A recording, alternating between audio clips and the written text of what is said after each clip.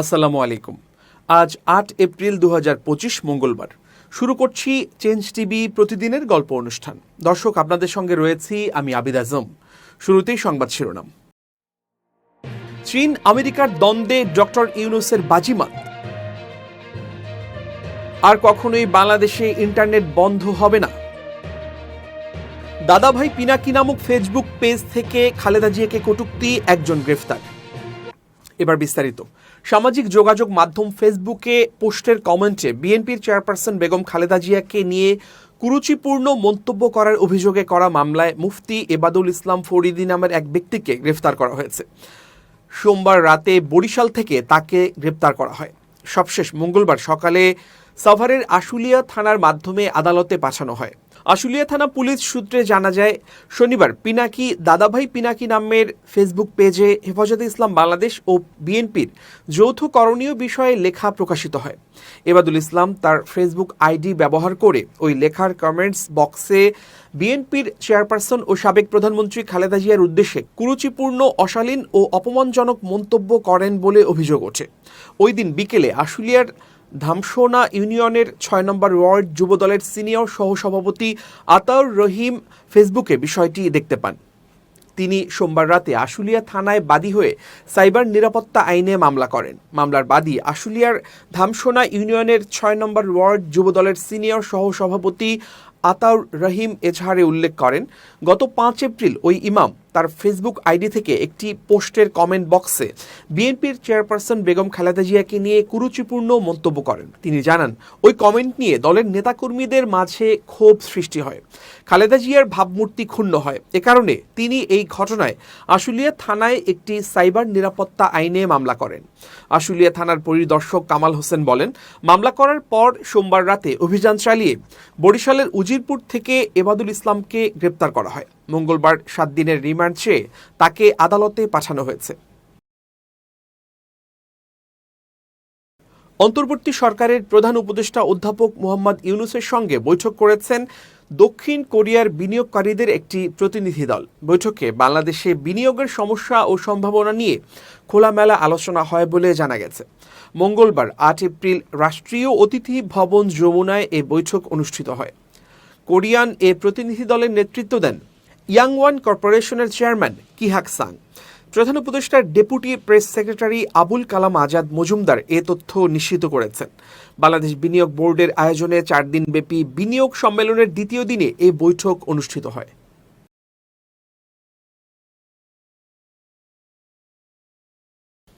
নতুন উদ্যোক্তাদের মূলধন সহায়তার জন্য ৮০০ থেকে ৯০০ কোটি টাকার তহবিল গঠন করা হয়েছে বলে জানিয়েছেন বাংলাদেশ ব্যাংকের governor doctor Ahsan H Mansur.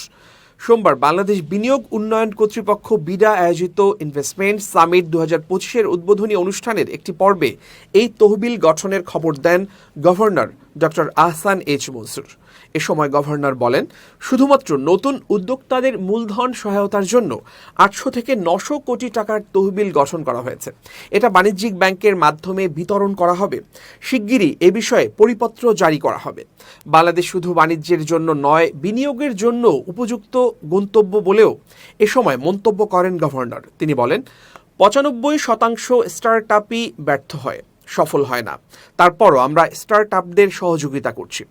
একদিন সফলতা আসবেই। এ সময় বিডার নির্বাহী চেয়ারম্যান চৌধুরী আশিক মাহমুদ বিন হারুন বলেন, ব্যবসা করার ক্ষেত্রে বিশেষ করে নতুন উদ্যোক্তাদের জন্য ট্রেড লাইসেন্স পাওয়া সহ সরকারি লাল ফিতার দৌরাত্ম্য বেশি।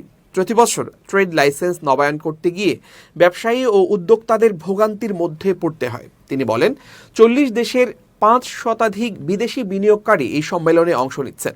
এসব বিনিয়োগকারীকে চট্টগ্রাম ও নারায়ণগঞ্জে অর্থনৈতিক অঞ্চল ঘুরিয়ে দেখানো হবে। বাংলাদেশে উদ্ভাবনী উদ্যোক্তাদের অভাব নেই বলে মন্তব্য করেন বিডার চেয়ারম্যান। তিনি বলেন, স্টার্টআপ তহবিলের সংকটে নতুন উদ্যোক্তারা ব্যবসা শুরু করতে পারেন না। এ কারণেই বাংলাদেশ ব্যাংক ৮০০ থেকে ৯০০ কোটি টাকার স্টার্টআপ তহবিল গঠন করতে যাচ্ছে। বিডার নির্বাহী চেয়ারম্যান বলেন, এ সরকার কখনো ইন্টারনেট বন্ধ করবে না। এটিকে সরকার নাগরিক অধিকার মনে করছে। বিনিয়োগ সম্মেলনের প্রথম দিকে অভূতপূর্ব সাড়া। 4 দিনব্যাপী বিনিয়োগ সম্মেলন 2025-এর প্রথম দিনে অভূতপূর্ব সাড়া পাওয়া গেছে বলে জানিয়েছেন বাংলাদেশ বিনিয়োগ উন্নয়ন কর্তৃপক্ষ বিডার নির্বাহী চেয়ারম্যান চৌধুরী আশিক মাহমুদ বিন হারুন। তিনি জানান, বিনিয়োগ সম্মেলনের প্রথম দিনে বাংলাদেশ স্টার্টআপ কানেক্ট 2025 নামের অনুষ্ঠানে সারা দেশ থেকে 1,500-এর বেশি নতুন উদ্যোক্তা অংশ নেন। এতে 70 জন বিশেষজ্ঞ অংশ নেন। ভবিষ্যতে ইন্টারনেট বন্ধ হবে না, ইন্টারনেটের দাম কমানোর উদ্যোগ আছে কিনা অনুষ্ঠানে এই প্রশ্ন রাখা হয় প্রধান উপদেষ্টার বিশেষ সহকারী ফাইয়েজ তৈয়বকে। তিনি বলেন, আমরা ইন্টারনেটের দাম গেটওয়ে লেভেল থেকে কমানোর উদ্যোগ নিচ্ছি, আর বর্তমান অন্তর্বর্তী সরকার সুশাসন নিশ্চিতে কাজ করছে। সেটি সবার আগে আইসিটিতে নিশ্চিত করা হচ্ছে। ভবিষ্যতে সরকারের ইন্টারনেট বন্ধ করার সুযোগ আছে কিনা এই প্রশ্নের জবাবে তিনি বলেন, অন্তর্বর্তী সরকার ইন্টারনেট বন্ধ করবে না, এটা নিশ্চিত। ভবিষ্যতের কোনো সরকারও তা বন্ধ করতে পারবে না। এসওপি আর এনজিএসও এমনভাবে সাজানো হয়েছে তাতে ইন্টারনেট বন্ধের কোনো পলিসি রাখা হয়নি। প্যানিক হওয়ার কিছু নেই। যুক্তরাষ্ট্রে রপ্তানি বাড়বে, মার্কিন যুক্তরাষ্ট্রের বাজারে রপ্তানি বাড়বে, কমবে না বলেও মন্তব্য করেছেন প্রধান উপদেষ্টার প্রেস সচিব শফিকুল আলম। তিনি বলেন, প্যানিক হওয়ার কিছু নেই। আমরা বারবার বলছি যে আমরা এমন কিছু পদক্ষেপ নেব যাতে বাংলাদেশের রপ্তানি বাড়বে, কমবে না। শফিকুল আলম বলেন, 6 এপ্রিল ব্যবসায়ীদের সঙ্গে ভালো সভা হয়। সেখানে বিজিএমই এর সাবেক সভাপতি ফারুক হাসান, বিকেএমই এর নির্বাহী সভাপতি মোহাম্মদ হাতেম সহ অন্যদের মধ্যে তপন চৌধুরী, নাসিম মঞ্জুর, লুবানা হক উপস্থিত ছিলেন। তাদের আশ্বস্ত করা হয়, সরকারের পক্ষ থেকে যে সমস্ত পদক্ষেপ নেওয়া হচ্ছে তাতে রপ্তানি বরং বাড়বে, কমবে না। মার্কিন প্রেসিডেন্টকে দেয়া চিঠি একটি বড় মেসেজ বলে তিনি উল্লেখ করেন। অনুষ্ঠানে ভার্চুয়াল মাধ্যমে বার্তা দেন লিঙ্কডইনের সহ প্রতিষ্ঠাতা। প্যানেল আলোচনায় অন্যদের মধ্যে উপস্থিত ছিলেন প্রধান উপদেষ্টার আইসিটি বিষয়ক বিশেষ সহকারী ফয়েজ আহমেদ তৈয়ব এবং আইসিটি সচিব শীষ হায়দার চৌধুরী। সঞ্চালনায় ছিলেন সফল স্টার্টআপ শেয়ার ট্রিপের সিইও সাদিয়া হক। এর আগে সকালে রাজধানীর ইন্টারকন্টিনেন্টাল হোটেলে বিডার আয়োজনে 4 দিনব্যাপী এই বিনিয়োগ সম্মেলন শুরু হয়। এবারের সম্মেলনের প্রতিপাদ্য এম্পাওয়ারিং ইনোভেশন কানেক্টিং অপরচুনিটি।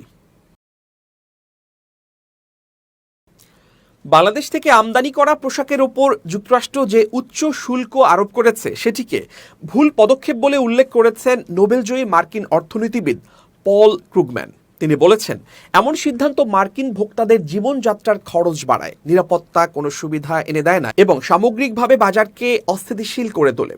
সম্প্রতি দ্য নিউ ইয়র্ক টাইমসকে দেয়া এক সাক্ষাৎকারে পল ক্রুগম্যান বলেন, বাংলাদেশ থেকে পোশাক আমদানির উপর উচ্চ শুল্ক আরোপ করা এমন একটি পদক্ষেপ যা আপনার একেবারেই নেওয়া উচিত নয়। এটি মার্কিন ভোক্তাদের জীবনযাত্রার খরচ বাড়ায় এবং আমাদের নিরাপত্তার জন্য কিছুই করে না। তিনি আরও যুক্তি দেন, জাতীয় নিরাপত্তার কথা বিবেচনা করে দেশীয় উৎপাদনের পাশাপাশি বন্ধুপ্রতিম দেশগুলোর সঙ্গে ফ্রেন্ড শোরিং বা নিকটবর্তী দেশগুলোর সঙ্গে নিয়ার শোরিং গুরুত্বপূর্ণ হতে পারে। তবে বাংলাদেশ ও ভিয়েতনামের মতো দেশগুলোর ওপর শুল্ক আরোপ করা এই লক্ষ্যের সঙ্গে সামঞ্জস্যপূর্ণ নয়। এমনকি কানাডা ও মেক্সিকোর মতো প্রতিবেশী দেশগুলোর ওপরও শুল্ক আরোপ করা অযৌক্তিক বলে মনে করেন এই মার্কিন অর্থনীতিবিদ। সাক্ষাৎকারে ট্রাম্পের বাণিজ্য নীতির সমালোচনা করে ক্রুগম্যান বলেন, বর্তমান প্রশাসন স্বাধীন দৃষ্টিভঙ্গি সম্পন্ন বিশেষজ্ঞদের পরিবর্তে এমন ব্যক্তিদের পরামর্শ গ্রহণ করছে যারা কেবল শীর্ষ নেতৃত্বের পছন্দসই কথা বলেন। তিনি উদাহরণ হিসেবে বব লাইটহাইজারের কথা উল্লেখ করেন, যিনি ওয়াশিংটনে সংরক্ষণবাদী নীতির একজন প্রভাবশালী কণ্ঠস্বর হিসেবে পরিচিত।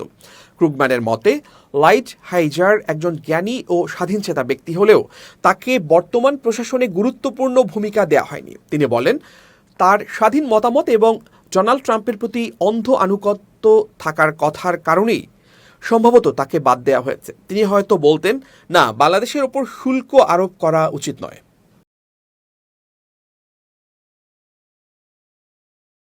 আওয়ামী লীগ পরোক্ষভাবে ইসরায়েলকে স্বীকৃতি দিয়েছিল বলে মন্তব্য করেছেন বিএনপির স্থায়ী কমিটির সদস্য সালাহ উদ্দিন আহমদ। মঙ্গলবার 8 এপ্রিল দুপুরে গাজায় ইসরায়েলি বাহিনীর চলমান হত্যাকাণ্ড ও মানবাধিকার লঙ্ঘনের প্রতিবাদে ঢাকা বিশ্ববিদ্যালয়ের রাজু ভাস্কর্যে বাংলাদেশ জাতীয়তাবাদী ছাত্রদল আয়োজিত এক বিক্ষোভ সমাবেশে একথা বলেন তিনি।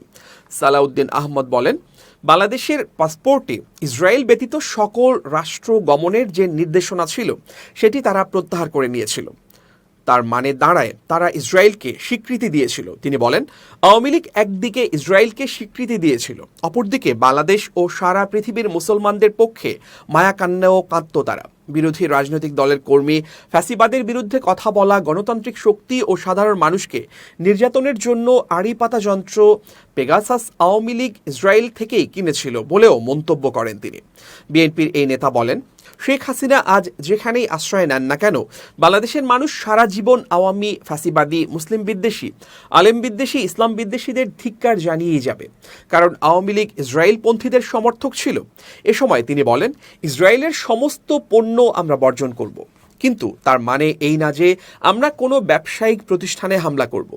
গতকাল বাংলাদেশে কিছু স্থাপনায় হামলা হয়েছে, আমরা তার নিন্দা জানাই। এই হামলার মধ্য দিয়ে সরকার ও আইন শৃঙ্খলা রক্ষাকারী বাহিনীর ব্যর্থতা লক্ষণীয় হয়েছে বলেও জানান তিনি।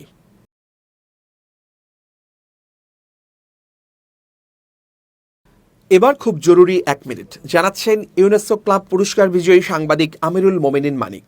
খুব জরুরি 1 মিনিটে প্রত্যেককে আমন্ত্রণ। প্রিয় দর্শক, আমাদের কাছে অনেকেই আসেন কিছুটা সহানুভূতির জন্য বা কোনো উপকারের জন্যে। তখন অনেক সময়ই আমরা তাদেরকে নিরাশ করি। আমার পরামর্শ হচ্ছে, কাউকে নিরাশ করবেন না।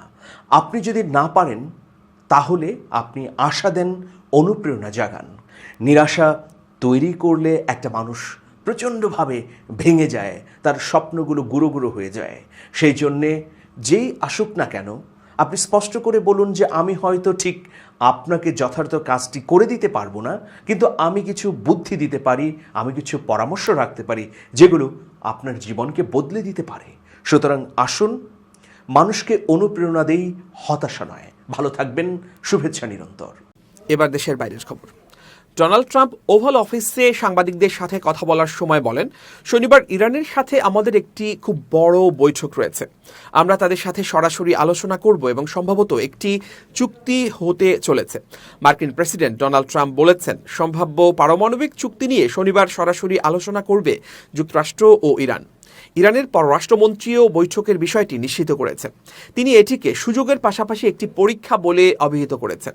সোমবার 7 এপ্রিল ইসরায়েলের প্রধানমন্ত্রী বেনিয়ামিন নেতানিয়াহুর সঙ্গে হোয়াইট হাউসে বৈঠকের পর ট্রাম্প এই আলোচনার কথা প্রকাশ করেন। তিনি এর আগে ইরানকে পারমাণবিক অস্ত্র অর্জন থেকে বিরত রাখতে আক্রমণের সম্ভাবনাও উত্থাপন করেছিলেন। ইরানের সাথে সরাসরি আলোচনার বিষয়ে ট্রাম্প বলেন, আলোচনা খুব উচ্চ পর্যায়ে হবে। একই সাথে তিনি সতর্ক করে দিয়ে বলেন, যদি কোনো চুক্তিতে পৌঁছানো না যায় তবে এটি ইরানের জন্য খুব খারাপ দিন হবে। গত মাসে ইরানের সর্বোচ্চ নেতা আয়াতুল্লাহ খামেনির সরাসরি আলোচনার প্রস্তাব প্রকাশ্যে প্রত্যাখ্যান করার পর মার্কিন প্রেসিডেন্ট ইরানের বিরুদ্ধে সামরিক পদক্ষেপের সম্ভাবনা উত্থাপন করেন। ট্রাম্প ওভাল অফিসে সাংবাদিকদের সাথে কথা বলার সময় বলেন, শনিবার ইরানের সাথে আমাদের একটি খুব বড় বৈঠক রয়েছে। আমরা তাদের সাথে সরাসরি আলোচনা করব এবং সম্ভবত একটি চুক্তি হতে চলেছে। ট্রাম্প পরে বলেন, আলোচনা সফল না হলে ইরান বড় বিপদে পড়বে। তিনি বলেন, ইরানের হাতে পারমাণবিক অস্ত্র থাকতে পারবে না এবং যদি আলোচনা সফল না হয় তাহলে আমি মনে করি এটি ইরানের জন্য খুব খারাপ দিন হবে। তবে আলোচনার বিষয়ে কোনো বিস্তারিত তথ্য দেননি ডোনাল্ড ট্রাম্প। এছাড়া আলোচনা কতটা এগিয়েছে বা কোন কর্মকর্তারা এতে জড়িত সেসব বিষয়েও তিনি কিছু জানাননি। ইরানের পক্ষ থেকেও বৈঠকের বিষয়ে নিশ্চিত করা হয়েছে। দেশটির পররাষ্ট্রমন্ত্রী আব্বাস আরাকচি নিশ্চিত করেছেন, ওয়াশিংটন ও তেহরান 12 এপ্রিল ওমানে বৈঠক করবে। তিনি সামাজিক যোগাযোগ মাধ্যম এক্সে এক বার্তায় বলেছেন, এটি একটি সুযোগ এবং একটি পরীক্ষাও। বল যুক্তরাষ্ট্রের কোর্টে রয়েছে। এর আগে ট্রাম্প গত মার্চ মাসে সংযুক্ত আরব আমিরাতের একজন মধ্যস্থতাকারীর মাধ্যমে ইরানের নেতার কাছে একটি চিঠি পাঠিয়েছিলেন এবং পরমাণু ইস্যুতে আলোচনার জন্য তার ইচ্ছা প্রকাশ করেছিলেন। ইরান সেই প্রস্তাব প্রত্যাখ্যান করেছিল। তবে ইরানের নেতৃত্ব তৃতীয় পক্ষের মাধ্যমে যুক্তরাষ্ট্রের সাথে সম্ভাব্য চুক্তি নিয়ে পরোক্ষ আলোচনা করার ইচ্ছা প্রকাশ করেছিল। আলাপ আলোচনার মাধ্যমে যুক্তরাষ্ট্র ও চীনের মধ্যকার মতপার্থক্যের সমাধান করা হোক। সোমবার হোয়াইট হাউসে দেয়া এক বক্তব্যে ট্রাম্প বলেন, সম্প্রতি তিনি যে নতুন শুল্ক আরোপের ঘোষণা দিয়েছেন তা স্থগিত করার ব্যাপারে তিনি ভাবছেন না। এমনকি এ নিয়ে অন্যান্য দেশের সঙ্গে দর কষাকষি করতেও আপাতত ইচ্ছুক নন তিনি। এর আগে এরকম কিছু আলাপ সামনে এসেছে যে যুক্তরাষ্ট্র 90 দিনের জন্য নতুন আরোপিত শুল্ক স্থগিত করতে পারে। এই দাবিকে হোয়াইট হাউস ভুয়া খবর বলেছে। শুল্ক স্থগিতের সম্ভাব্যতার বিষয়ে ডোনাল্ড ট্রাম্প বলেন, আমরা সেটার কথা ভাবছি না। অনেক দেশ আমাদের সঙ্গে চুক্তি করতে আসে, আর এগুলো হবে ন্যায্য চুক্তি। ট্রাম্প হুঁশিয়ারি দেন, যদি চীন মঙ্গলবারের মধ্যে তাদের পাল্টা শুল্ক প্রত্যাহার না করে তাহলে তিনি চীনা পণ্যের ওপর 50% অতিরিক্ত শুল্ক আরোপ করবেন। এটি কার্যকর হলে যুক্তরাষ্ট্রে চীন থেকে নির্দিষ্ট কিছু পণ্য আমদানিতে মোট শুল্ক হার দাঁড়াবে 104%। নিজের সামাজিক মাধ্যম ট্রুথ সোশ্যালে দেয়া এক পোস্টে তিনি এই বাড়তি শুল্ক আরোপের ঘোষণা দেন। গত শুক্রবার চীন যুক্তরাষ্ট্রের পণ্যে 34% পাল্টা শুল্ক আরোপ করে, গত 2 এপ্রিল, যেটিকে ডোনাল্ড ট্রাম্প মুক্তির দিন হিসেবে আখ্যা দিয়েছিল। ট্রাম্প চীনের পণ্যের ওপর 34% শুল্ক আরোপের ঘোষণা দেন। যুক্তরাষ্ট্রের প্রায় সব বাণিজ্যিক অংশীদারের ওপর আরোপিত ন্যূনতম 10% শুল্কের অংশ হিসেবেই চীনের ওপরও তখন ওই শুল্ক আরোপের কথা হয়েছে। কিন্তু এর আগে গত মার্চেও চীনা পণ্যের ওপর 20% শুল্ক আরোপ করা হয়েছিল। এখন যুক্তরাষ্ট্র যদি আবারও চীনের ওপর এই 50% অতিরিক্ত শুল্ক আরোপ করে, তাহলে চীনা পণ্যের ওপর আরোপিত এই মোট 104% শুল্ক চীন থেকে যুক্তরাষ্ট্রে পণ্য আমদানি করা মার্কিন কোম্পানিগুলোর জন্য একটি বিশাল বোঝা হয়ে দাঁড়াবে। ট্রাম্প বলেন, আমি আগেই সতর্ক করেছিলাম, যুক্তরাষ্ট্রের বিরুদ্ধে যদি কোনো দেশ পাল্টা শুল্ক আরোপ করে তবে তারা সঙ্গে সঙ্গে নতুন ও অনেক বেশি হারে শুল্কের মুখোমুখি হবে। এই প্রতিক্রিয়ায় চীন বলেছে, চীনকে চাপ বা হুমকি দিয়ে কখনোই লাভ হবে না। ওয়াশিংটনে অবস্থিত চীনা দূতাবাসের মুখপাত্র লিউ পেং ইউ বলেন, যুক্তরাষ্ট্র যেভাবে পারস্পরিক সুবিধাদানের নীতির নামে একতরফাভাবে সিদ্ধান্ত নিচ্ছে তা মূলত অন্য দেশের ন্যায়সঙ্গত স্বার্থকে জলাঞ্জলি দিয়ে নিজেদের স্বার্থ চরিতার্থ করা এবং সমস্ত আন্তর্জাতিক বিধিনিষেধকে অবজ্ঞা করে আমেরিকা ফার্স্ট নীতিতে চলার নামান্তর। দর্শক, শেষ করছি প্রতিদিনের গল্পের আজকের গল্প। changetv.press বাংলাদেশের ইউটিউব জার্নালিজমের অগ্রদূত। ভিজিট করুন এর ওয়েবসাইট www.changetv.press, youtube.com/changetvpress এবং সাবস্ক্রাইব করুন চ্যানেলটি। নিয়মিত লাইক, কমেন্ট ও শেয়ার করে আপডেট রাখুন নিজেকে।